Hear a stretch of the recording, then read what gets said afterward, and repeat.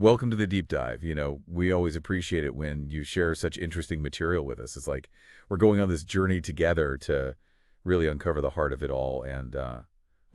We're giving you all the best bits without having to go through mountains of information on your own. That's exactly it. This time you've given us this pasted text. Let's Hmm. see. It has these reflections on how property is divided up in villages and a story called, if I'm reading this right, Dead Man's Riddle. And I think our goal today is to kind of unpack these, see how communities have traditionally handled disagreements and try to tease out the wisdom that's woven into storytelling. And it's really fascinating stuff, especially knowing this is something you're interested in, right? I mean, it suggests you're curious about communities, how they work, how they solve conflicts, or maybe you're just drawn to a good story, like everyone is, right? And this first part of what you shared, it throws us right into a pretty common scenario. Brothers fighting over family property after their parents are gone. It's something that the text actually mentions as, well, a frequent source of arguments and even court cases. Oh, absolutely. And that's where this traditional system, this village panchayat system, comes into play. The text describes how when a property dispute would come up, the village elders would get together, kind of like a council, to help figure things out. So they'd call the brothers in, and their aim was to divide up the property into shares that were as much as possible of equal value. I see, I see. So it wasn't just about splitting the land equally, right? It sounds like they really tried to make sure each brother got a mix of things, a bit of gold, some silver, maybe some household items, to try and even out the differences in value because not everything is directly comparable, right? Exactly. You got it. The text even points out how difficult it was to get that perfect equality in value. But here's where it gets really interesting.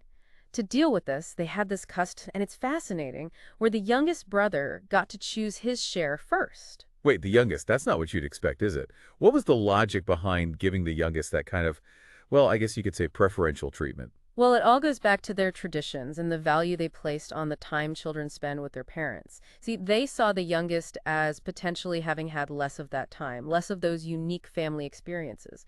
So giving him the first pick was a way of acknowledging that intangible part of his inheritance. It's pretty insightful, right? They weren't just thinking about material stuff. They were recognizing the loss of time with the older generation. That's a really great point. It shows how their idea of inheritance went beyond just physical possessions. And, the text also mentions the huge respect the community had for these village elders. Their decisions were seen as the final word. No one even thought about going to a court to challenge them. Right, right. That level of trust, it speaks volumes about how much faith they had in the elders' wisdom and fairness. And there's even a saying from the village that the text includes that kind of sums up why this system was often preferred. It says, if two feuding parties approach the court, both parties lose money, only the advocate becomes rich. And that gets at something very practical about the legal system. It does. It really does. It points to the cost, not just in terms of money, but also the potential for this drawn-out conflict when things are taken outside the community, as opposed to finding a resolution within this respected local group. And that actually brings us to the second piece you shared with us, the story about Sarpanch Samgarda and this dead man's riddle. Now, just to be clear, a Sarpanch is the head of the village council, or panchayat. And what's interesting is even with this system of resolving things within the community, there were times when the brothers were just so stuck in their disagreement that a different approach was needed. And that's where the wisdom in stories, like this one with Sarpanch Samgada, comes in. Yeah, so it's like the power of narrative steps in, right? And Sarpanch Samgauda uses this story to try and shift the perspective of these brothers who just can't agree. So tell us about this dead man's riddle. How does it all start? So the story is about this rich man who has three sons, much like the brothers in our first scenario. And, just like them, these sons are always fighting. But this rich man also has a wise friend, a well-educated guy named Sumanth, who basically advises him to be patient. He says, time will teach them everything. Almost like he's seen this brotherly conflict play out before. Interesting.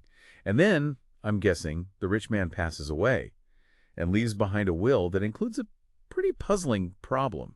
And it specifically has to do with his 17 horses. You got it. The land and gold are divided into three equal parts, no problem there. But the horses are a different story.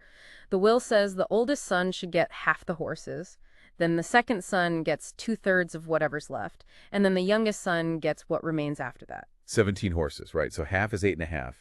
and then trying to figure out two-thirds of what's left over. It's like a math puzzle gone wrong. And as the text points out, it would seem like you'd have to kill some of the horses to make it work, but knowing the father loved his animals, it's clear that he wouldn't have wanted that. Exactly, and that's the heart of the riddle. It seems impossible to do what the father asked without, well, a pretty horrible outcome. So, as you can imagine, the brothers are totally stumped. They don't know what to do, so they end up going to their father's wise friend, Sumanth, for help. And Sumanth, I bet, with a knowing look on his face, says he'll come the next morning to sort it all out. And I can only imagine the anticipation that must have built up as everyone waited to see how he'd solve this seemingly impossible problem. And the next morning, Smamp arrives, and he brings his own horse with him. So now there are 18 horses. The sons are immediately like, hold on, this extra horse isn't part of our father's will. But Sumanth, cool as a cucumber, asks them to just wait until the division is done. So now, with 18 horses, the oldest son gets half, which is 9. 9 are left, and the second son gets 2/3 of those, which is 6.